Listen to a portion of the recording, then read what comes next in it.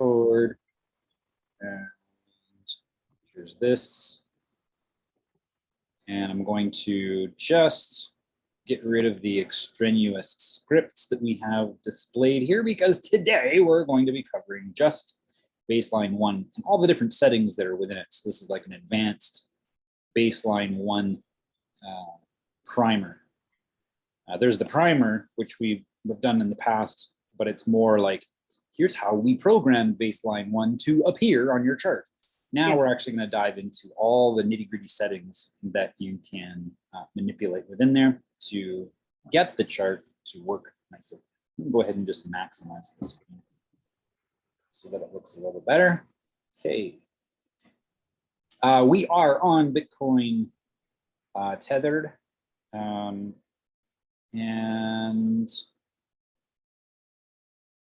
oh, it's on replay. That's why the price is weird.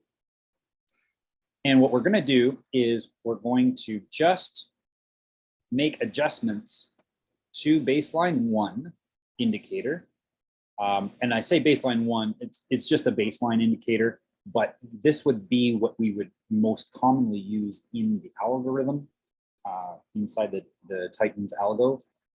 We would be using these settings and changing and tweaking these dials, so to speak, to make that work as best as possible. So let's first start with the mode. The modes, actually, no, let's not start with the modes. Let's just use the basics so people can get a visualization of how these numbers change things. So we have EMA right now is set to 200. That's the slow moving baseline there. So it's taking the average price of the last 200 bars and plotting it and drawing the line. And then when the next bar gets drawn, it calculates what that next bar's price is, the average price of that next bar, and then it goes ahead and plots the next pixel, basically. That is what we are seeing when we put up a moving average. Every single bar, so let's go ahead to a replay right here.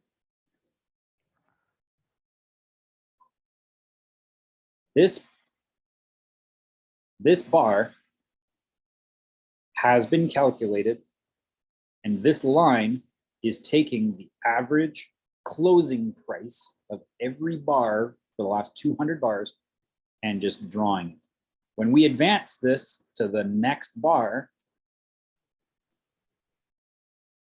the close price is a little bit lower, but the average is still moving up because we're calculating the average of the last 200 bars. So that is how that line gets plotted. Now, what we have in this situation is we have a 2-line cross. So we have the 200 on the EMA, and then we have this checked to enable the custom signal line. There's our EMA at 50. So this line is going to move a lot faster because it's only taking into account the most previous 50 bars instead of 200. So it moves faster. If I want that line to move even faster, I can go ahead and shorten or reduce the number of bars that are being used to calculate the average. So for instance, if I go 25, we'll see that that line hugs the price action a lot more closely. There we go. Now, sometimes this is better. Other times it's worse. So you are going to always be looking for how good is this for this particular chart. You don't want to have it so short that you end up having false entries where it's like, oh yeah, yay, we've got a trend change, we're going down, and then the market works against you. You want to be able to have this so that there are as few confirmations as possible. Fine balance between few confirmations and ideal confirmations. You can get them ideal, but in the sense that, oh man, that's a great opportunity. Like right here, for instance, right here is a great opportunity because you can catch all of this movement. But how do you know whether or not when that entry point is? Well, we would have to go like this. We'd have to shorten this a bunch. So let's try 150. No, we're going to have to go to 100 probably. Yep, there's 100. And then we're going to have to shorten this one even more. So let's go to 30 maybe. Oh, even more, 25. Okay, perfect. So now we've got our opportunity. But by doing this, what opportunities have I now put myself into that fail, like right here? This becomes a failing opportunity because the market works against me too quickly. I wasn't patient enough with my indicator. So I would enter here thinking it's going to go down. And what happens right away? Market goes up. Now, sometimes it works. But here, I would be like, yay, here's my confirmation.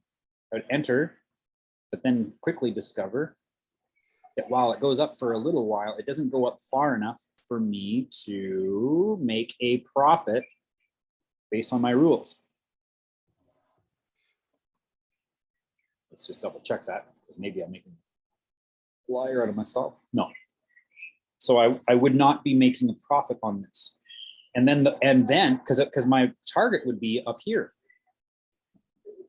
So it would go up, not reach my target, and then go down, and I'd be in the negative and have to close out in here somewhere. And this would be the great opportunity to enter, wouldn't it? But my indicator doesn't tell me that.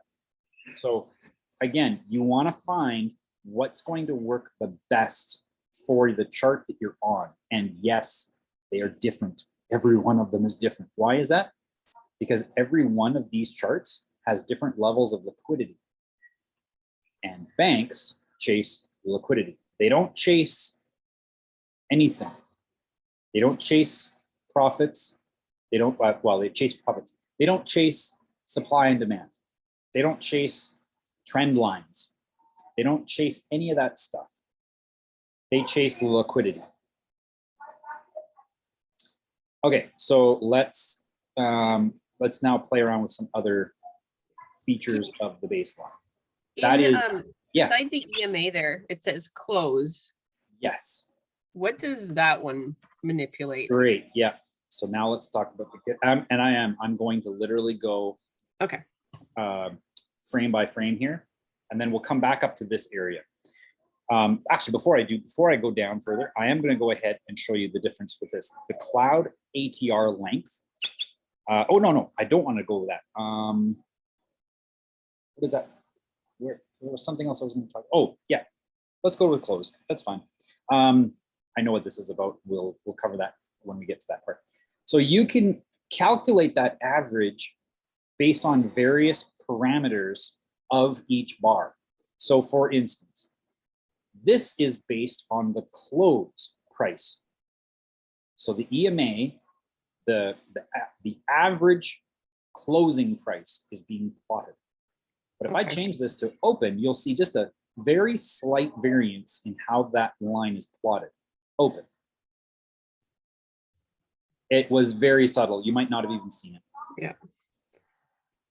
You'll see it more if I go high versus low. So here's the high price. So now it's going to plot the average highest price of each bar.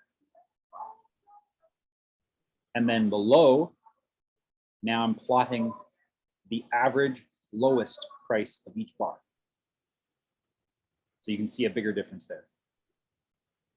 Now, typically speaking, we are basing our choices on the close because that's when we have the clearest painting of the price at the time that we would be entering.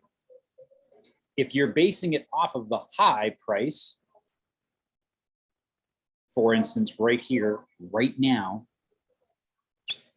this would be the high price, and we're basing our calculation off of that. But the close price is right here.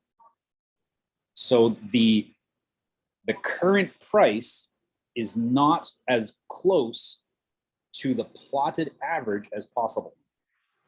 So that's why we use the close most commonly. Again, there are instances when you don't want to use the close, and we'll get into that. So that is what the close, that's what this one does. This here, HL2, that's actually taking the average of the high and the low. So basically, you have a high and a low. The very center of the high and the low is what the plot of was what that will plot. So high, low 2, taking the high, low, and the high price and the low price, averaging those two out. So the very center of the bar plotted. HLC is high, low, and close. So it takes the high price, the low price, and the close price and averages those out. So it takes those prices, divides it by 3. That's what it's going to plot. Again, very tiny movements. There's very little use for this except in some high advanced scalping. And then this one here is open, high, low, close. All 4 parameters of the bar averaged out and then plotted. Okay. Yeah. Open price, same idea, changes it just a little bit. But again, at the time that because if we go with, at the time that you're looking at it, it's you are most likely coming close to the end of this, or the end has just occurred. So therefore, that's what you want the line to display. Obviously here, that's where you change the number of bars that you're calculating. And then here you can say, I want this, even though I'm displaying a 195-minute chart, I can say on this EMA close 100, I want the EMA 100 to actually display the 75-minute chart. So it will actually recalculate, and that doesn't work.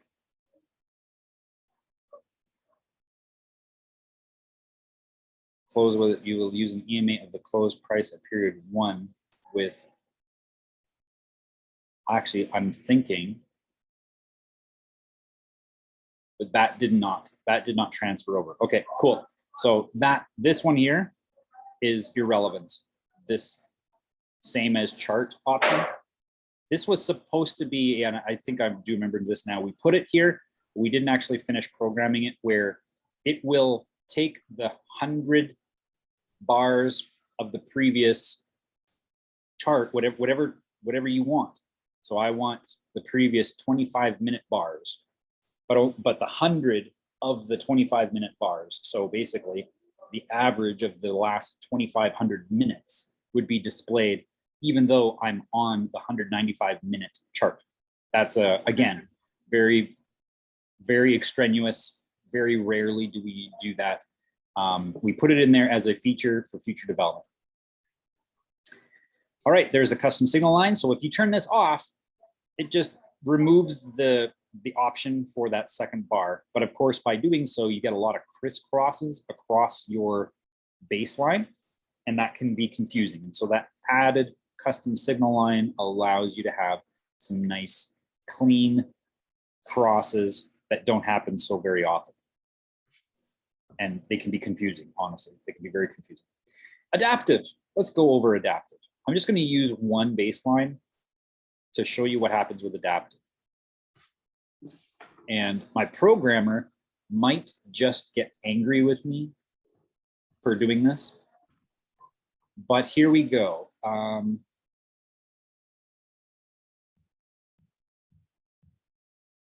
Yes, okay. So when we have the adaptive enabled, you will notice that the shape of the line, the movement of the line shifts because it's adapting to the volatility of the market, okay? So when we click it on, you'll see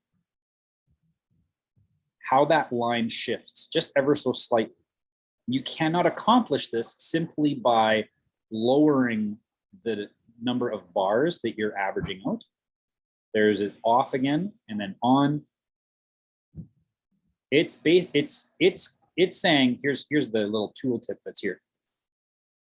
This changes the baseline period dynamically and have it update live with the chart as opposed to being static. So when it's off, the static baseline length, EMA 7, you're getting the average 7 bars. But when it's on, and say for instance you have EMA 50, it's taking 50% of the length between the highs and the lows. So it's utilizing the high and low prices of the market as a factor within the calculation of its movement.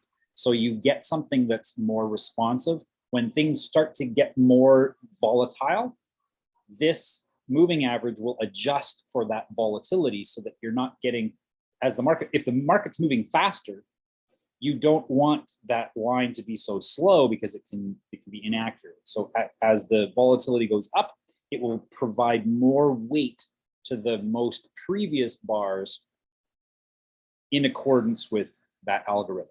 So it's more adaptive to the market. That's how you remember that. There it is off again, and there it is on. So you can see when it gets more volatile, that line thankfully follows the price a little bit more closely to adjust for that.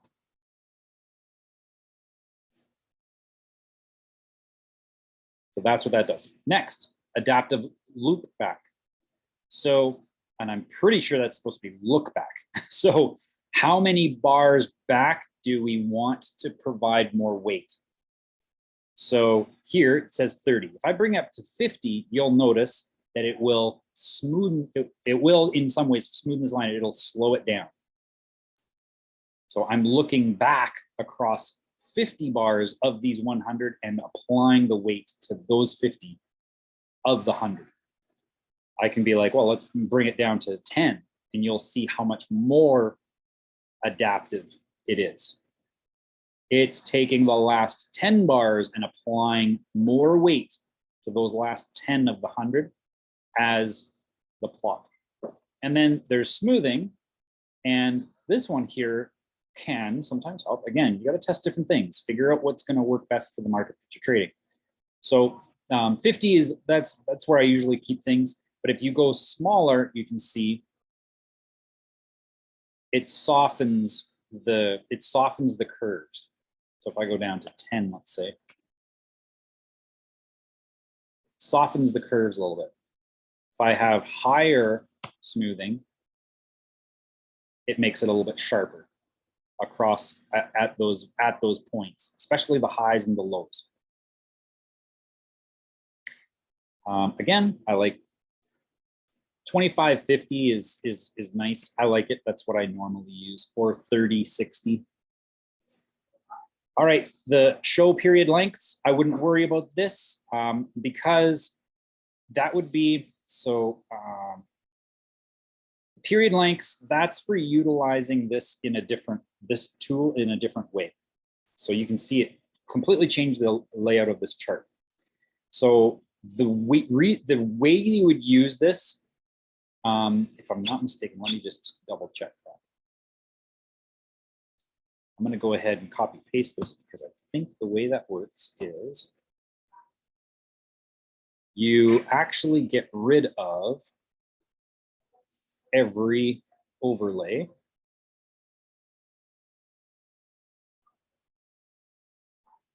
Taking this one off, this one off, this one off. There we go. And then this is going to end up in a, so this is where I'm actually taking this indicator and I'm putting it into a new pane below. So it's going to take this indicator and actually turn it into a bar down here. And now what I do is that I switch up the adaptive show period lengths. So now I'm actually getting a, what is this plotting again? This is plotting a,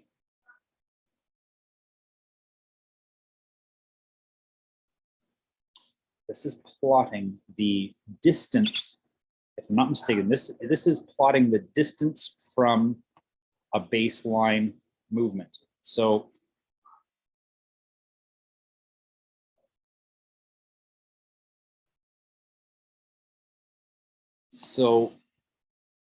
yeah.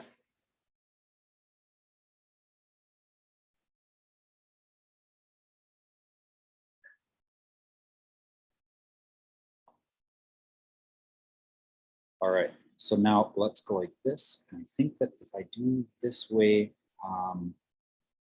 is this the one? No, yeah, I definitely don't want that.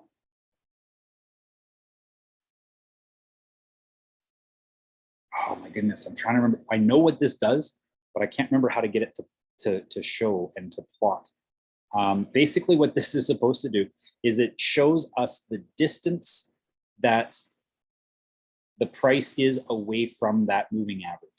So what some people do is that they'll get, where is that? Maybe it's on, maybe I have to, no, that's not going to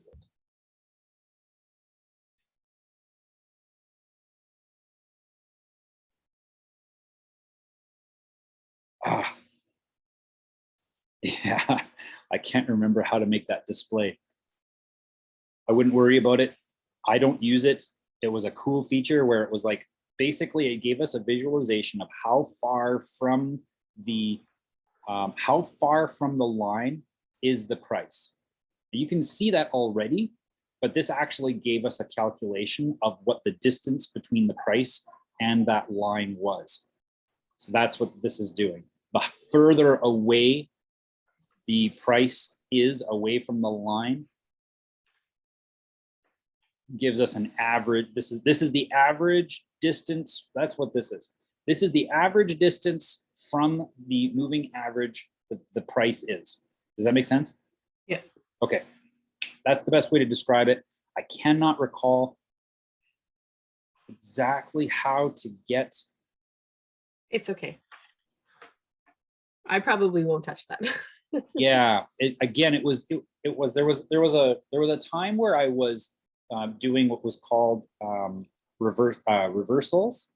So based on the distance that it was away from the moving average, could give you an indication that there was coming up, that a reversal was coming up where the price would be bouncing back towards that average. And so that's what that was for, but I don't really use that strategy now. I can't remember how to get that to display the way that I like. Anyway, next. Expiration. So this would be, let's go like this, because I don't want to actually use that anymore. I want to use this one. So expiration is saying how long after a confirmation do we want the background to be painted? So then we go here, check it on, and now I'm only going to get those few bars, 3 bars in particular, that can give me the confirmation. So this is kind of nice to have, especially on a second baseline. So you've got your main one. It's your second one that would have the double confirmation painted on top of that background. That's what that's for. Fast crosses. So if you have the fast crosses enabled, yeah, there we go. It's a perfect example right here. Here it crosses, right? But remember what I was saying in that other video, where if the bar is more than X large, I don't want to trade that because that's likely going to be a banker's candle where there's market manipulation and you just want to steer clear of all that nonsense. Because there's no way of knowing what's going to happen after that. The only reason this happens is because the bank is just going out to take liquidity, and usually they're trying to take back positions that they are losing in, because that's what they do.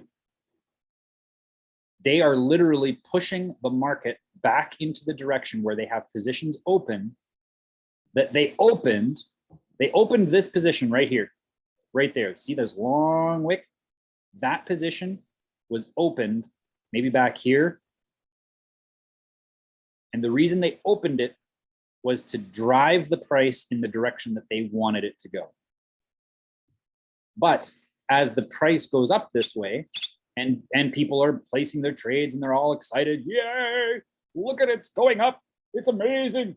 What they do is that they go ahead and they drop the price, they move the market all the way back, taking everybody's money along with them, all the way down to that position that they were losing. So that way, they take all of our money and bing, right there, they break even on the money that they put in over here. So like, how does that work with cryptos? Like, because banks can't just pull, like, because isn't the price based on what it's selling for at the time? Like, can they really do that? With enough money in a supply and demand world, you can do anything. Money Yikes. is power. That's a lot of money. Yep. It was literally within a week of Bitcoin starting to show signs of life in 2017, where it was like, whoa, we're going to be hitting 20 grand here soon. It was within a week, multiple. It was like Chase, JP Morgan, Edward Jones. What was the other one? There was another big one. I can't remember the other one that is really big. Anyway, they all came on board. They were like, hey, there's a supply and demand asset that we've been overlooking for a while. We knew that it existed, but there wasn't really much liquidity in there for us to spend the time to manipulate that market. But once people were flooding into it, they were like, hey, now there's liquidity. Now it's worth our time. You know, when they reached $1 billion market cap, that changed everything. Changed everything. So Then yes. it was real to them. What's that? Then it was real to them. Then it became something real for them to be able to steal. And this is exactly why, as soon as that happened, I was like, yep, my confirmations were true. Everything that I had in my gut about Bitcoin was confirmed that day. And I knew everybody was raving about how it was going to save the world. And I just remember shaking my head and saying, you guys are literally walking into a trap. And they did. Everybody did. Because what happened in December of 2017?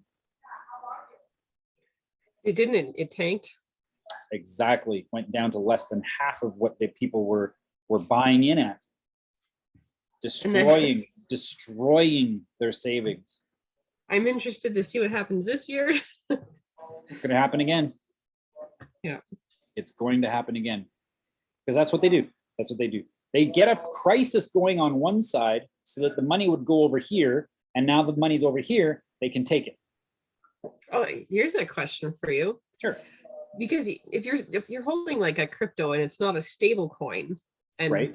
and it tanks, then you've lost money unless you don't sell it and you hold it until it goes back up. Yep. What would you change it to? Because like stable coins are just a digital version of fiat. So how do you retain the value without crashing? Like if the dollar actually tanks? If the dollar tanks, what do I put it into? Yeah, like how do you retain the value of, well, it's just called Bitcoin. Like, but today it's worth around 56 something, I think. And let's say tomorrow it's worth 25. Right. If I sell it today and put it into a stable coin, or like, because I have no problem putting things into stable coins, but like when the government decides it's going to tank the actual dollar, or is the dollar already tanked here? Like, am I making sense? The dollar's life support was unplugged in the spring. Okay. And so how long do we foresee that? Really? I cannot believe it has gone as long as it has. In 2019, coronavirus wasn't even something that was said around a table ever. No. I was thinking to myself, how in the world is this going to last? How is this still going on? And then Corona hit in February 2020, 21st of February 2020. You want to know something really messed up? In 2019, I was working, and my background is in sheet metal and safety. Yep. And I was working as a safety coordinator for a company and managing a lot of online pre-qualification stuff for very large companies for a little contractor, but they worked with bigger companies. Yep. And there's all this information that I had to verify, and they would send over stuff like, do you meet the qualifications in this program here? And I started getting stuff about the coronavirus in October of 2019, before it was even released. Right. So I saw this coming a mile away, especially when it was confirmed through like I don't even remember the company names anymore because it's been 2 years, but like big companies, like oil companies, they're saying that if you have people that have flown to China before December of 2019, they're not allowed on our job sites, and just like weird crap I had to put in place for them. That it was weird. Yep. Anyway, I don't know how long it's going to last. It's going to last as long for now.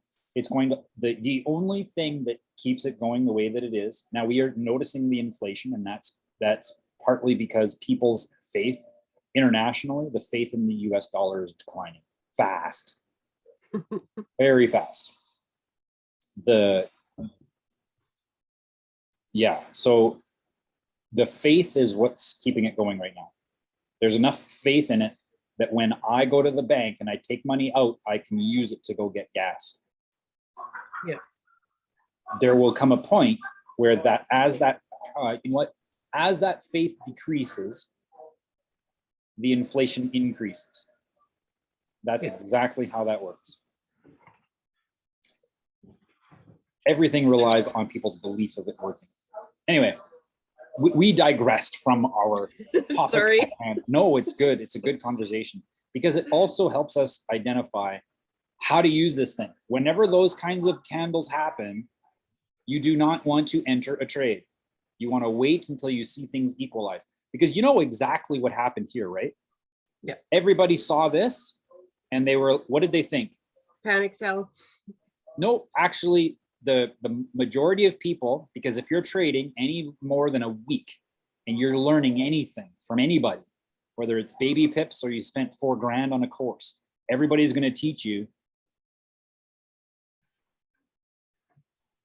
that banker's candle is going to give it a reversal. And so then what happens is that people look at this from a daily perspective, because that's a big movement. And that movement was in September, right there. So people saw this and they said, perfect. That's a whole new low. It couldn't possibly go lower than that. So then what, because here's another point where it dropped that low. So then what did they do? They put positions going up, and they put their target. Yeah, I'll actually show you exactly. You're probably familiar with Fibonacci, right? Yeah. Okay, so the Fibonacci tool is right there. So here's how Fibonacci works. There's a movement from here we go. There's the movement right here. And I went backwards because I don't use this tool very often, so I actually don't know how to use it properly right off the top. Okay, so there we go. There's 100% of our movement from a low to a high. This isn't a high because there's another bar right there that's higher than this one. So this is the high. This is the low at the 61.8. Everybody gets excited and they're like, yay, let's go. Hey, Paul. Yeah. Something is going on with my computer. I have a black screen. Oh, there we go. That was weird. They don't like it when I talk about Fibonacci. It was like matrix stuff. Yeah. Well, as long as you don't see a black cat and then another one just like it run by, you're good. Glitches are fine. The rest we don't want. Okay, so here's the bottom. Top, retracement to 61.8. Everybody gets excited. They place their positions and they profit up here. That's great.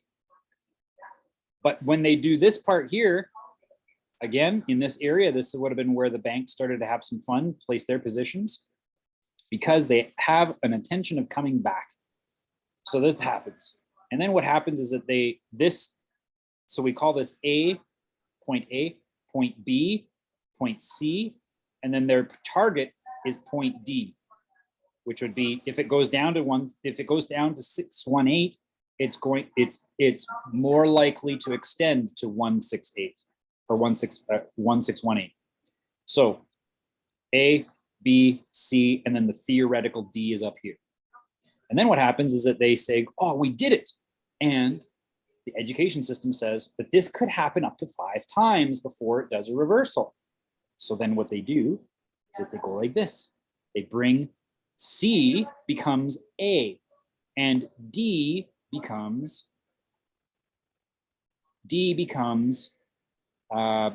B. Yeah. And then what they're waiting for is, wait a second. Let's make sure I actually picked B or point D correctly. Yeah, there it is right there. That's it? Yeah, because that's the 61.8. So this gets brought up to here. And then this, the A becomes the C. So C becomes A rather. And we've got the resistance here, and then it goes up. And it probably, yeah, people are getting excited around the 786 level. Maybe even buying here at the 5. Nope, because they would have not seen that. So yeah, they would have got excited around 786 because it dipped down, went up, dipped down again, and they're all excited. So they buy right here. Again, this is what the education system teaches. And then their target now is at least the 1.5. So entry point here, exit point here. Well, when they do that, they're setting their stop loss just below the low right here. And everybody got excited. And everybody had the intention of making money here and stopping their market here. And then in some cases, people don't even put a stop loss. But then they go ahead and it doesn't happen. And then within a period of 3 hours, like we saw on the other chart, that drops down, takes out everybody's positions because their stop losses are in here somewhere, takes out everybody's positions, bank gets their money back that they put in here. And what happens? People are like, oh, this is the new B. And this is the C. Look, it's 38.2.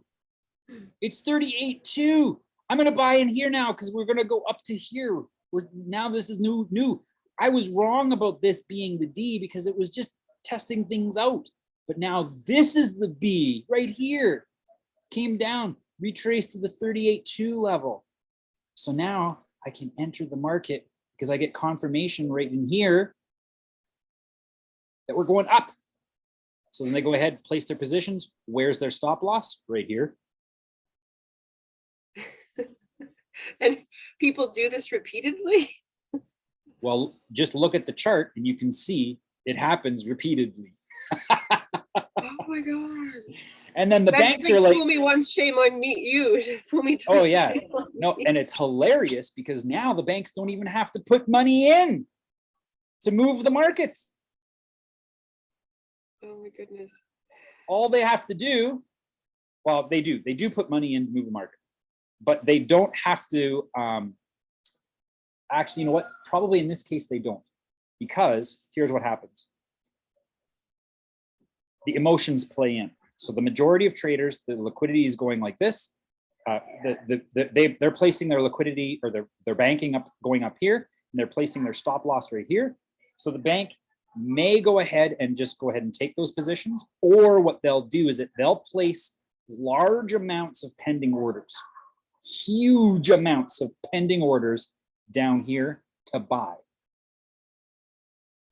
And what the reason why is because when this kind of movement happens, another common response that people have is not like, so there's going to be people that go, dumb money, okay, goes, now my target's up here. So they go ahead, place their position here, stop loss goes here, and their target is up here. That's great. But the smart money, so there's like a middle ground where it's like, there's your dumb money down here, there's smart money here, and then there's institutional money here. In the hierarchy of who makes money, that's how that works. The smart money says the price is going to go down again because this impulse was significant. The price is going to go down again because the banks they want to take advantage of this. So then they'll actually go ahead and sell at this point here. And the amount of money, because it's smart money, it's more liquidity than dumb money. The smart money sees, because they're smart, they can see the pending orders. You can't see who placed the pending orders, but you've probably seen the market watch, and it's got the different positions and where even the prices that are being bid. So they see a high volume of bids down in here, and they're like, okay, we're going to sell in order to get out of this trap. So they're trying to save their money as much as possible. They're not trying to make money, they're just trying to save it. But by doing so, they drive that price down, and the bank is now taking the dumb money. So, and this happens all the time. And then what happens there? I'll tell you exactly what happens. The dumb money says, oh my God, we have a new low. That's not good. That means the price is going to go down. Let's short this puppy. Because we had this movement here. We retraced almost to the 38. And then we went almost to the 38. So that means this is our new B. And this is our A right here. It's going to go down. And the target on the 38 too is right here. We're going to make our money over here. So then they go ahead and place their positions because they're all excited because this is what their instructor told them. Yay, 38, we're going to make money down here. They place their positions right in this area here, target here, stop loss on the red line. So it just gets them every single time. Enough times they win, but that's only because the banks need them to keep playing. It's just like a casino. Exactly. Anyway, that was my rant about Fibonacci. And now I'm back to baseline. That's the best explanation I've seen, and I like it. I'm glad it helps. That's all I want. That's all I want. And the moment I was shown that, because I used to be a Fibonacci like master. I loved Fibonacci because I thought it was so amazing that the markets actually follow the principles of nature. How cool is that? Yeah. Yeah. But it's nature and not nature smashed together, and that just doesn't work. It's using nature as bait. Yeah. Yeah. Okay. So let's go back to what we're talking about here. I've got expiries. We just finished talking about that. Now let's go into the next segment of this, which is, and all of these things that I talked about apply. Oh, sorry, there's one more. So filter fast crosses, and then there's enable filter large candles. Those are two different things. I'm filtering, see the line gets crossed here, so I should be having an indicator, paint, but I don't. Why? Because I've got the fast cross filtered out. If I take that off, I get the paint. But I don't want the paint on large candles. So I say filter it. Then the question asks underneath that, well, based, like, how do we determine what a fast cross is? I'm basing it off of ATR of 14 multiplied by 2.5. So my ATR of the last 14 bars multiplied by 2.5. So if the bar is 2.5 times larger than my ATR, I am not painting that one. And I can change it. I can be like, hey, let's make it 1. And you'll see a whole pile of signals drop out. 2.5, 2 to 2.5 is what I usually have it at. Then there's large candles. This is different because you could be, let's say I'm going to take off expiration so we can see the backgrounds painted. Okay, so while we're inside a confirmed trend, there can also be banker candles.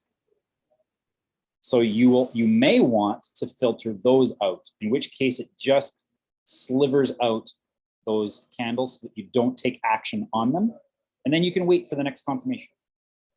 And it might continue inside that trend, which is great, but at least you're not going in on a banker's candle during the trend. That's that.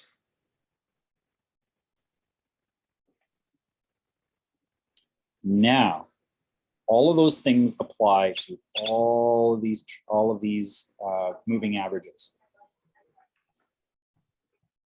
And on this video, I'm not going to go into every single one of them and how they're calculated. That's fine.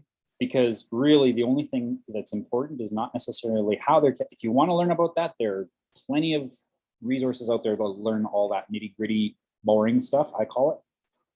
For some people, it's not boring, but I'm not interested in how it gets calculated. I'm interested in how does it appear on the chart, because that's what I'm basing off everything off. Now, trend magic. Let's go over trend magic and how that works. Trend magic is a line that gets drawn as a shelf, and it is moving in accordance with these measurements here. So trend magic ATR length is saying I'm taking this number here doesn't do anything. When it's selected on trend magic, oh yeah, and adaptive doesn't do anything either on trend magic because that's not how this calculates. So I can take this and I can make it 3 if I want. It doesn't change anything. 100. Oh yeah, there's a little bit of variance in there, but I know why that is. It's actually an error in the calculation. So it doesn't change the shape of the line. So what changes the shape of the line, however, is how many bars are we utilizing to measure the ATR? So ATR 21. I can change it to 14. You'll see more variance in the way the line is drawn. But the shelf remains the same. How fast it moves to the next shelf is what changes. So I'll make it 35. So, well, yeah, actually the shelf can change too, that's right. But basically what we're seeing is this line is being painted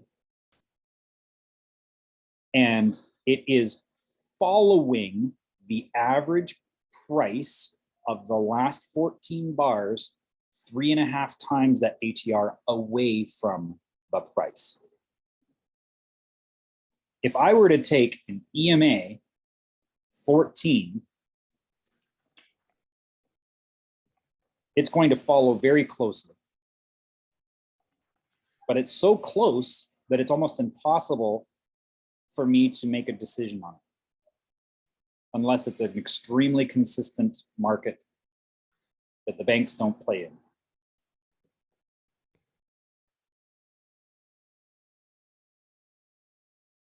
EMA 14. But when I say trend magic 14, and then I give it a multiplier, it's saying this line is going to follow at 3.5 times away from the price, or away from that average of 14. And the reason this is important is that you can accurately determine where a reversal can occur. So if you set this right and you play around with the numbers to get it as close as you possibly can, your objective here with the trend magic is to have it where if the shelf moves up, you have a trend. Because if it moves up and you have this set correctly, the chances of it moving up again are really good. And you can see if it moves up more. If it moves up, it moves up more. If it moves up, normally speaking, it moves up more. When it moves down, it moves down more. And it moves down more, and it moves down more, and it moves down more. When it goes up, typically speaking, it continues to go up. Okay. This is nice because you are not going to get something, even if the price were to come down this far, that line is not moving. So you adjust the multiplier to best suit the market's movements. If it goes further than 3.5 times my ATR away from the average price, the chances of it continuing in that direction are very high. Does that make sense? Mm-hmm. Okay. Then we have the signal trend magic ATR length. That's for when you have, instead of an EMA as your signal line, you use trend magic as a signal line, and then you apply the same principles to this. Typically speaking, I like slower ATR on the top trend magic, and then shorter ATR, 21 and 14 are my mainstays, and then I make adjustments from there. And then the shorter signal line, I make it 14, and then the multiplier again is less. Some up to, I've done it up to about 1/4 of the multiplier of the main line. And what that does is that, again, it just cleans up the confirmations, because if I have it off, I get a lot of ups and down, right? But I like to have this because this lets me know when to look at going down. Here, that's when I start looking up. And it looks like I could probably shorten it because of how long some of these periods of time are. This one here is this one here is one of the banker's opportunity.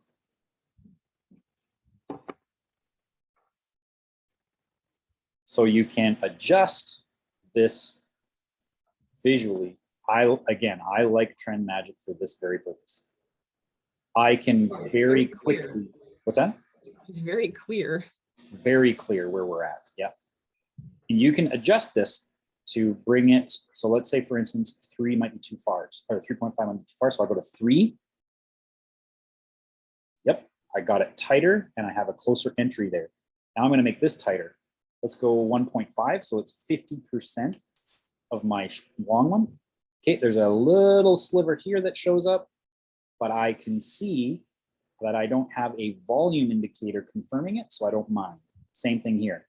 I don't have a volume indicator confirming this upward movement, so I'm okay that it goes blue. Here, yeah, there are a couple confirmations in there that I might take. That's not bad.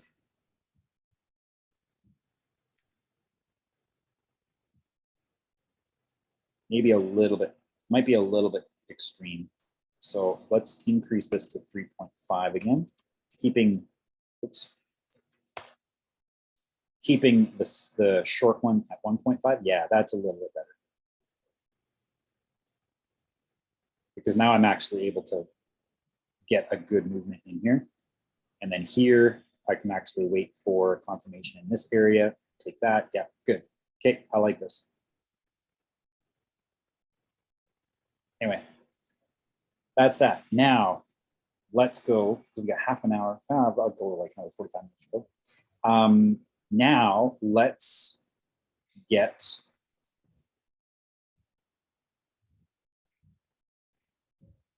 through the next mode. And to demonstrate this mode, I'm not going to use trend line or trend magic because it is complicated. We'll get to it, but I'm going to do that as like the last step. So here I've got an EMA 14. I'm going to increase this to 50. Beautiful. And now I'm going to demonstrate the different modes. This is especially handy when you start doing shorter time frames. It can be. Again, depending on the asset. Dead zone, SSL, scalp, differential, and differential inverted. I have to double check here if SSL is doing what I want it to do versus dead zone. I don't recall that they operate the same. I just can't remember what the difference in calculation is. I'll go over dead zone.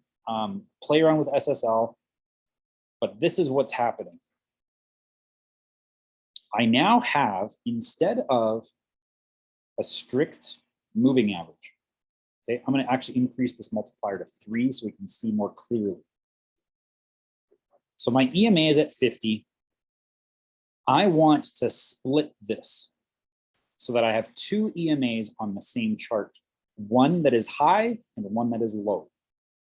And the reason we would do this is it kind of acts almost like it can act kind of like a trend magic. In the sense that with these 2 lines, I get clear confirmation of what trend I'm in. If I don't have the dead zone, I just have the regular, lots of crosses. But with the dead zone, I am more accurately following the trend with my confirmation. Now, some people, what they'll do is that they will play around with this now and say, you know what, let's go to 100. So the movements are slower. In fact, let's go 500. Does that work? No, that's a little bit too much. Let's go 300. Still a little too much. Maybe we have to stick it to 100. Yeah, let's do it. So 100. And then my multiplier is right now at 3. I'm going to bring it down to 2.5. What that does is so what we've had the multiplier is saying, how far apart do you want these lines plotted? So my ATR is at 14, so that line is going to be following very, very closely because the way that it's calculating is a very rigid. There's not much smoothing to it. And that's just, I don't know exactly why that is. I'd have to talk to my programmer to determine that. Let's see if maybe the tip show. Yeah, no, that just shows what the signals mean. So the multiplier here is saying that average, how far apart do you want those 2 lines? So we're creating a cloud. If I bring this to 2.5, people will sometimes use this as so when we're going up, obviously it's blue. But what people will do is that they will use the bottom line, the bottom of the cloud as their test line. So the idea is to make this now 2, let's try. Basically what we're after is we don't want it to necessarily, okay, and then, yeah, I'll get to that. So what we're wanting is nice, clean confirmations. If it's going up, that it continues to go up. If it's going down, that it continues to go down. To clean up, so this one here, we can clean this up. We do that by adding that signal line but it's going to be usually an EMA. And let's go like 50. There we go. But what people will do is, first of all, I'm going to make it shorter. Let's make it 14. There we go. But what people will do is that while it's red, they will use the top line as an entry point going down. If it's blue, they'll use the bottom line as an entry point going up.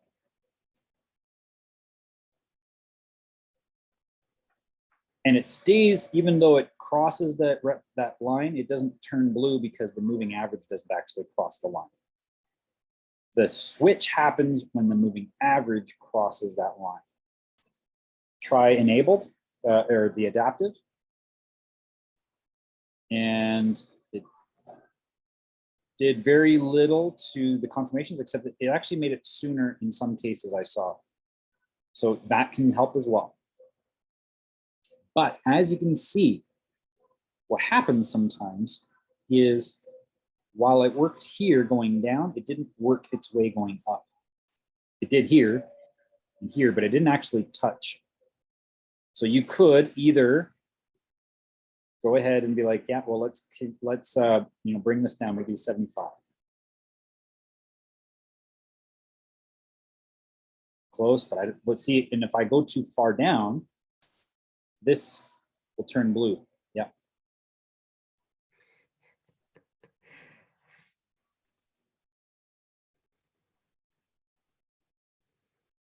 Okay, so then let's bring down the multiplier to 175. See if that helps. Not bad. And now we can see I've actually got some touch points that I can do that reverse, that retracement strategy on. And it's not bad. Again, you would still want confirmation because like here, for instance, it's blue. We touch that bottom line, but we don't get blue confirmation with anything else. So you would wait for it. So here it goes up, here it goes down. You might, because it's close enough there, you might even set your alert where it's like, if this price action comes within 5% of my bottom of my cloud, give me an alert. You could even do that. But then what you'll do is that you'll wait for the actual confirmation. So here, there's a confirmation, might lose that because it drops back down again, but then you get another confirmation going back up and it's great.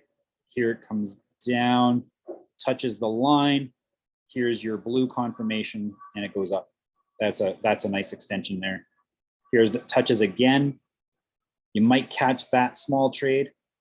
Nope, because your confirmation's there. So you'd lose that, but then you would get another confirmation here. That might extend, but now you're in consolidation. Yeah, so you might not take that one, get another confirmation here, take all that money back again. So yeah, that is how you use dead zone. Now let's go on to SSL. Works the same, but the calculations are weird and I don't know like how to, yeah, I can't even change, like using the multiplier, it doesn't affect the SSL. So I don't know exactly how that works, or maybe it might not even be finished program. Scalp, let's go to scalp. Scalping is different because scalping, typically speaking, has lots of reversals. This one gets painted differently. As you can see, it's blue while it's going down. And it's red while it's going up. What is up with that? I'll show you. The idea is that you're going to be on a small chart, like 15-minute. There we go.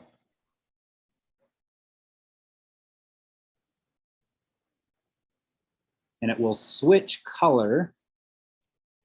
We have to make adjustments here because of the volatility.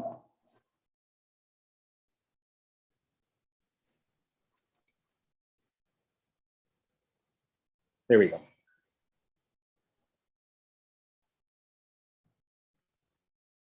Maybe we have to go to even a smaller chart. Let's go to the 1 minute.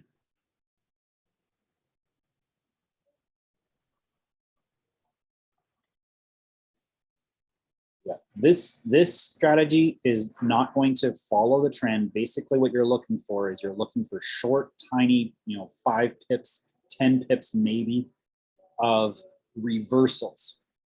So what you're looking for is a confirmation to go up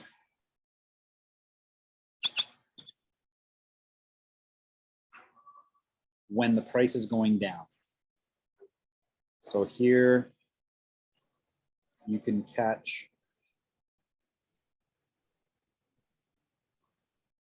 yeah, and that this is tough on Bitcoin because your spread is going to be so high, but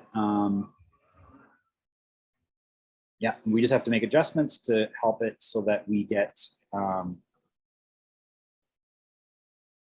confirmations a little bit less. So let's go 2.5.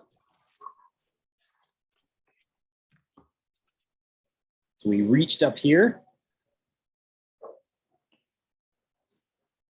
Yeah, this, and it might be just I'm on a bad chart to make this happen. But basically the idea is that when that signal line crosses the bottom line, it'll turn into a blue because you're looking for the reversal. And that's scalping. Okay. Then we've got differential. Differential, yet again, behaves differently. If your price action is inside the cloud, you are not doing anything. But if the price action leaves the cloud, you can wait for a confirmation. So here you would typically have a smaller cloud. So let's go 1.5. Yeah.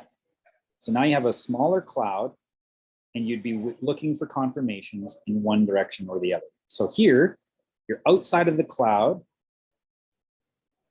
and then you get a confirmation while you're outside of the cloud to go down. And look at the ATR here. Looks to me like this might actually take you, yep. Just takes you to a target. You might, and you can change your targets as well. So here you might use ATR times 1 and just look for the ATR 2 as your take profit. Here it comes back out again. You don't, I don't like taking, if I've got confirmation while that line is appearing, I don't usually take it. I look for the second confirmation. I actually get confirmation here to go down while it's outside. The price action is outside of my cloud. I get confirmation, and then that's where I take a trade going down, and it looks like that would succeed. Here I am outside of the cloud, and I get confirmation right here. It does not extend to a trade. In fact, it ends up going down. Here I'm outside of the cloud again. I get another confirmation here, 68. And that would win. So again, you want to just figure out what works. And as you can see, where the price does not leave, or where the average does not leave the cloud, it might not be a good opportunity here anyway. So you're good. So then you wait until you find an opportunity, and then you wait for a confirmation. Nothing occurs during this time, which is great. No confirmation at all. Nothing, nothing, nothing, and now we're in the dead zone. I like this one. It's kind of nice. Yeah, it's kind of nice. And definitely, I've used this in the past, especially for smaller time frames. But again, Bitcoin on a 1 minute is ridiculous because your ATR is literally your spread. Yeah, my ATR is, well, right now my spread is half my ATR. Oh, and it fluctuates, right? Because it's Bitcoin. Ah, yeah. So yeah, but you can use it in this instance as well, but you're probably not looking for the reversal ever. So if you're above, you're looking for confirmation for more movement up. If you're Okay. below, you're typically looking for confirmation going down. But I find that the differential is better for when you're on smaller time frames, simply because smaller time frames are more volatile, and this kind of setup is for more volatile markets. Now, there's differential inverted, and it is exactly as you would think. Instead of when the price action is inside the cloud, we are not looking for opportunities. When it's inverted, if you're outside of the cloud, you're not looking for opportunities. You're looking for opportunities while the price action is inside the cloud.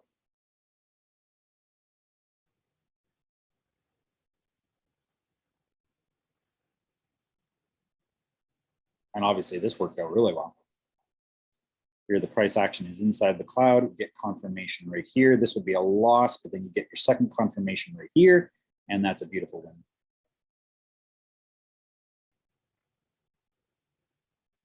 And if you use, this is another way that I like to visually do things, and that is to create a trend magic line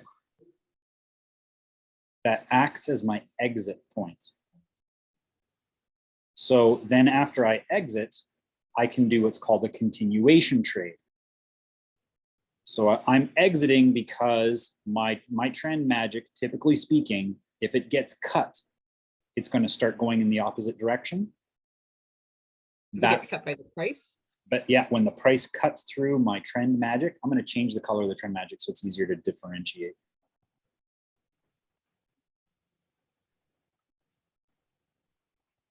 Oh, I didn't want that. Okay. So when the price, when my trend magic is getting cut, there is a likelihood of it reversing. So I make that my exit. So my entry would be here. My exit would be off the trend magic, and trend magic exits, my favorite, 100% my favorite.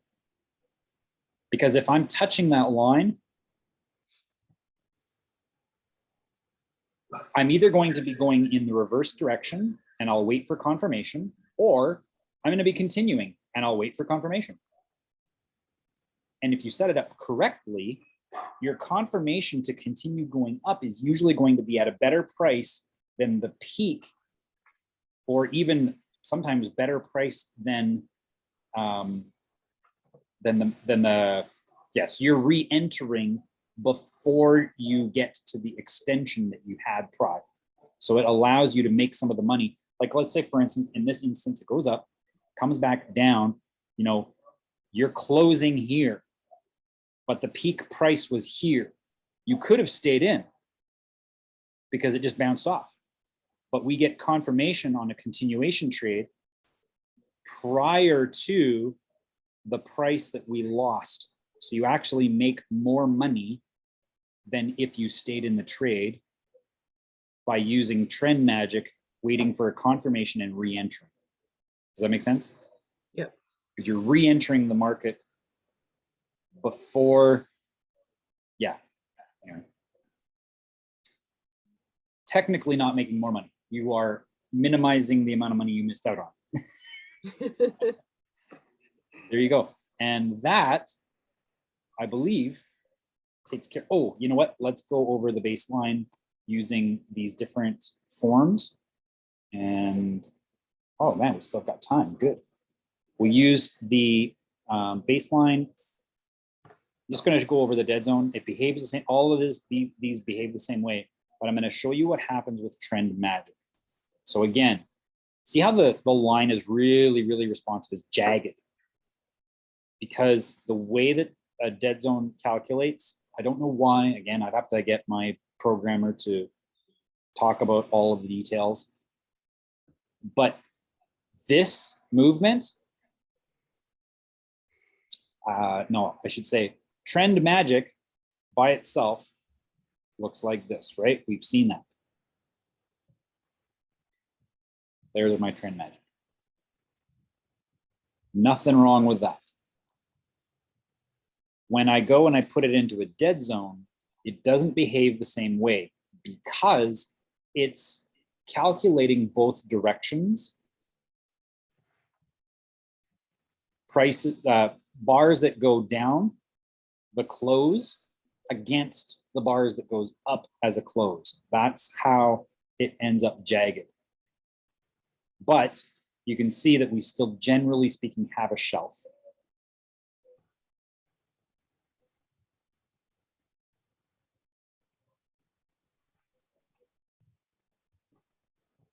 So this becomes a dead zone. And then of course you would typically, in a dead zone, you will typically use the EMA as a signal line, but you don't have to, because here's what you do. If the price crosses below, you are looking for confirmations going down. So you wouldn't take this one, right? Here it comes back up again. And again, this is Bitcoin. And so my WAE is not going to be as responsive, but you could be looking for an opportunity in here to continue going down. If it goes up, then you're looking for opportunities to continue going up, which there's one here you'd lose, but then you would probably get it back here. Yeah. So yeah, well, you might not get there because there's not much of an extension. Yeah, that's how it works. I wouldn't use it for Bitcoin at all. And then, yeah, the other ones work pretty much the same. Scalping, it doesn't change the shape of the trend magic cloud, but it just changes how the confirmations are confirmed. So here we extend outside of the trend magic cloud, looking for sales. We catch one here. That's a great one. So now we extended below. We extended out and came back into the cloud looking for sells. When it's outside, it comes back into the cloud. Now we're looking for buys. And there's one here that would probably lose here, but then you get another confirmation here and it does very well. Here, this is unfortunate. This is what you have to watch out for. So this is unfortunate because here it comes back into the cloud. So it thinks we're looking for sells. But in fact, that's not how this price action moves at all. So definitely make sure that the indicator you're using is the best one for the asset that you're on. If you have something that trends a long ways and then makes a reversal, you could get a false trend confirmation like what happened here. Obviously, you want to be looking for buys, but the trend magic on scalp mode says, look for sells, look for sells. Which you could. I mean, here, you'd make some money on this one, this retracement. But again, that's what scalping is. It's looking for the retracement. Differential, same idea. Outside of the cloud, you're looking for opportunities. Inside the cloud, you are not. And then, of course, inverted, we've gone over how that works. While you're inside the cloud, you're looking for opportunities, and while you're outside, you're not. And that, ladies and gentlemen, is the baseline tool. If you wanted, you can make a candle overlay. No, so not make a candle overlay. Default, but I don't know. I thought for sure. Oh yeah, that's right, because I don't have it here. There's the candle overlay because I plotted it. I had it checked off, so it was just going back to the bars that I always have. When you put it on, the baseline can actually override the display from TradingView. That's cool. Yeah. Any questions? No, I have to go play with all of that stuff. That's like, I'm like a kid in a candy store right now. Oh yeah, it's it's incredible. The power that's in there is absolutely incredible. That was such a, when my programmer came out with this was before we even started working on the algorithm itself. No, I shouldn't say that. He had the very first beginnings of the algorithm built, but in the building of the algorithm, he was looking for ways to minimize the number of the number of lines of code within the algorithm. And to do that, he wanted to create a baseline, and then you can customize the baseline within the algorithm. And of course, that turned into being able to have all these different moving averages and all these different modes of moving averages all inside one indicator, so that you don't have to use up all kinds of indicators on your trading view plan. It's awesome. It makes things a lot clearer. And then the fact that you can manipulate it to do whatever you want, just about. Yeah, that's very powerful. That is the number one problem with 95% of the indicators that exist out there, is that you are not able to manipulate it and customize it to fit your needs to the degree that is necessary. Most of these indicators, someone finds an indicator that works so damn good on one asset that they say, this is Almighty God indicator right here. But it doesn't work on all assets. Nothing ever works on all assets. You have to have something that gives you the most minute adjustment control. And speaking of adjustment control, my favorite I like to use Trend Magic, but if you need something like the EMA is great. If you need something that makes even smaller adjustments to the line that gets painted, Zlemma. So EMA is great, but if you can get a Zlemma on there, like I'll show you what I mean. So let's make a 30 Zlemma. A 30 Zlemma follows the price fairly closely. But you take that same 30 and you turn it into an EMA, it makes the line much smoother, which is great. Nice smooth lines are nice, but sometimes the EMA, while it's one of the most quick responsive moving averages out there, you can make it even more responsive with a Zlemma, because it's actually the same thing. It's just putting more weight. It's what does the ZL stand for? I can't remember. Can't remember what the ZL stands for, but it's an EMA, but with greater granular adjustment. So for instance, 100, 200, we've all seen an EMA 200. And in fact, I'll go ahead and put it right up here right now.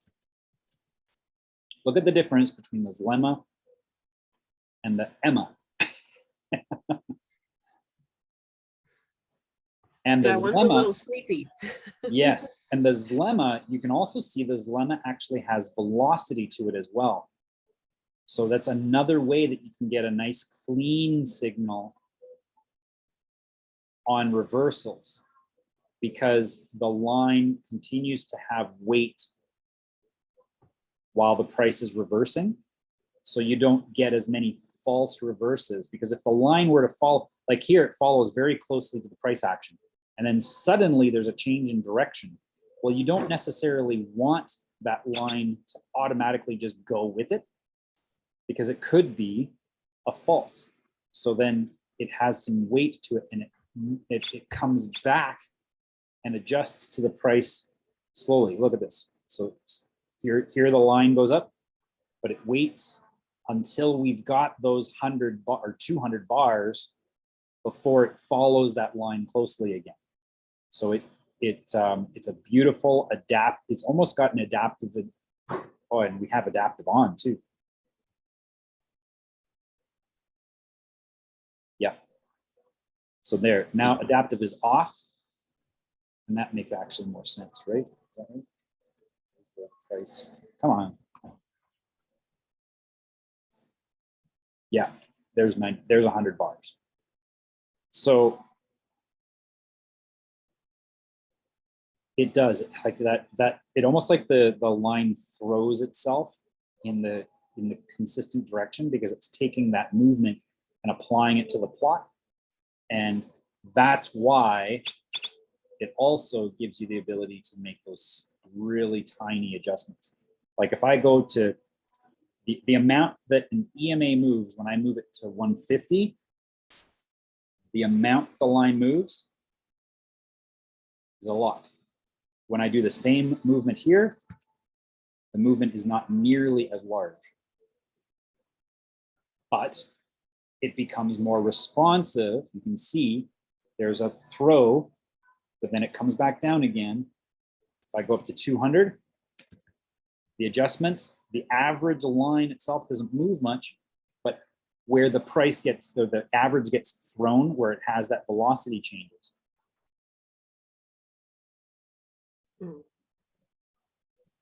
So it's a nice adaptive moving average. Adaptive, it's almost like adaptive built into it, and then you can make it even more adaptive with that tool by adding that checkbox.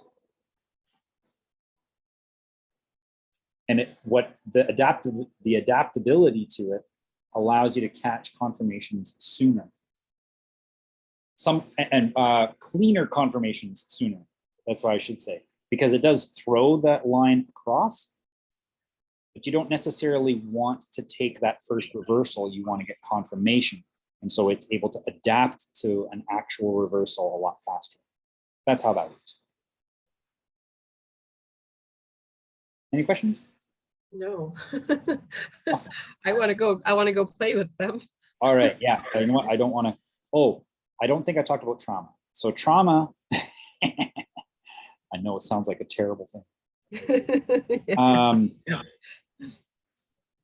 You want to trade with trauma? Oh my God, you're going to be set up for failure. But the trauma line is actually pretty nice. So this is something that you want to use as a slower line, typically. So I'm going to take off of this so we can see the difference between like the EMA and trauma. So trauma is the average of the highs and lows, not the average price.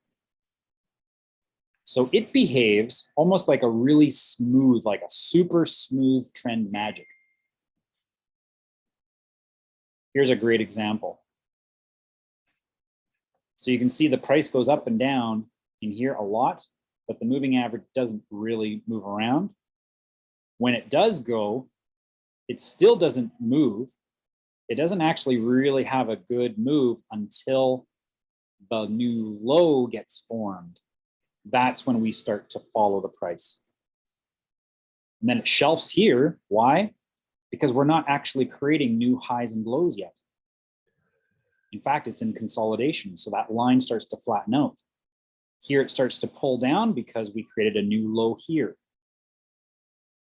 And then you can also make, oh, it is on adaptive right now. If you make it off of adaptive, it's even less, I think. Oh no, maybe adaptive doesn't change anything on this one because it's measuring the highs and lows, not the price action itself. So yeah. Typically speaking, I start this one off at 95 and then I adjust from there. Again, you just want it to follow your price action as much as possible. Maybe add a,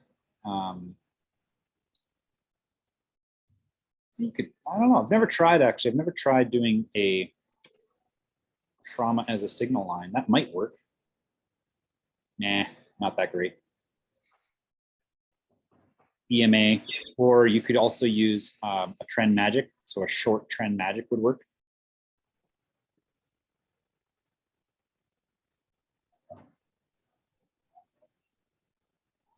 Yeah.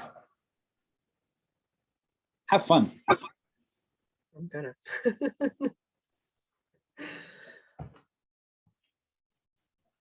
That trauma line is nice. Because it's again, it's not basing off of the actual price action, but rather the average of the highs and lows that form.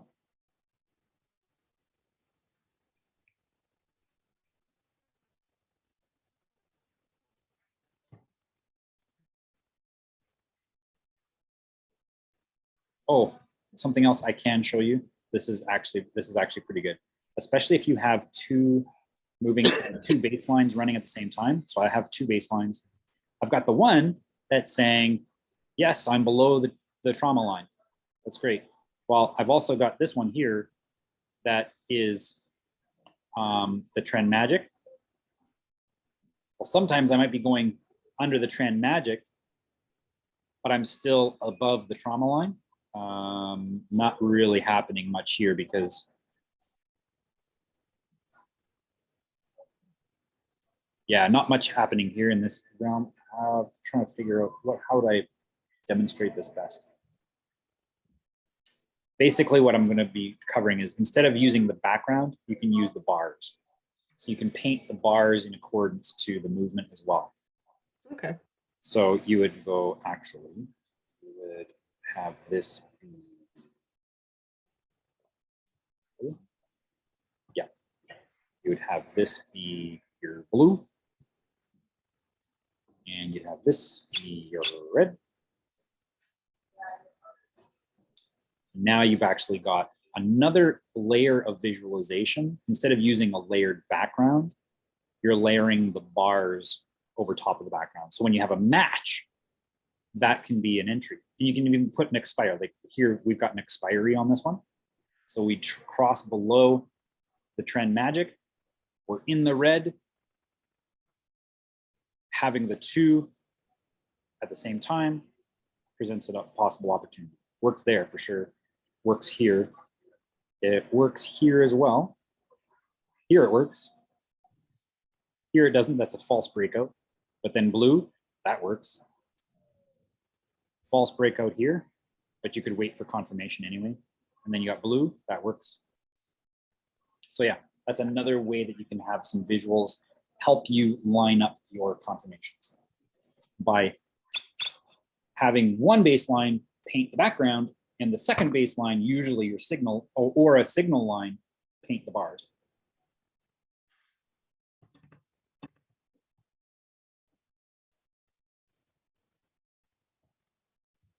I think that's about it. That covers baselines.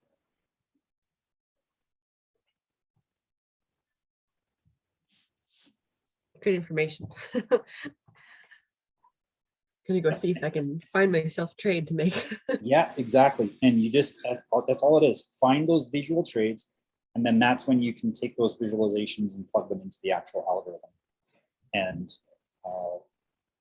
it's just the work in the algorithm is painstaking. And so I like to get people to use the visual tools so that they can come up with the parameters that look great. And typically speaking, if they look really good, you can transfer them into the algorithm and adjust them with the finer details without having to backtest every single time you make a change. Because prior to the algorithm, I was spending probably 90% of my time in front of the computer backtesting. That's a lot. Yep. And now I'm still doing the same amount of backtesting, but probably now only 20% of the time in front of the computer.